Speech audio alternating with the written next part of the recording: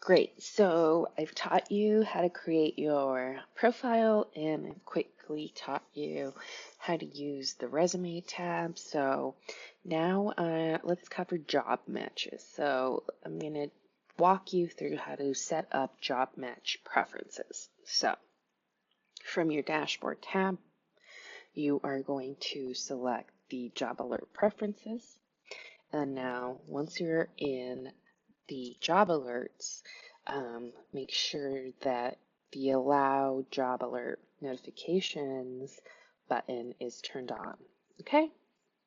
Then you'll move forward and you can type in the titles of roles you are looking for. So let's look for marketing roles. So I would do marketing and community roles. So maybe let's do community first. Community.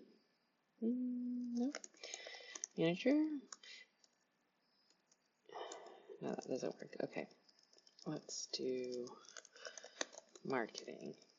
I can spell. Okay, let's do marketing manager. Sure. Okay. Let's do that. What else? Let's do product. We can also do communications. We can also do content. Let's see. These are all the types of roles that there are. So if you can't think of any, you can also just type in an A and then hit the arrow down button and start looking for roles if you can't think of any titles. Okay? So let's move forward. And now let's type in the experience level. See, this even works for internships, so that's pretty cool. Entry-level associate meets senior. So I'm going to be looking for meets senior to director roles, and now I've got that set up. Let's move on to how you set up some notification preferences. So make sure here that you have tips and job application notifications and your job match alerts set up.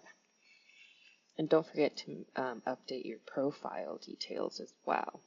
So there you go. In 2.5 minutes, I taught you how to make sure that your notification preferences are on and how to set up your job alerts too.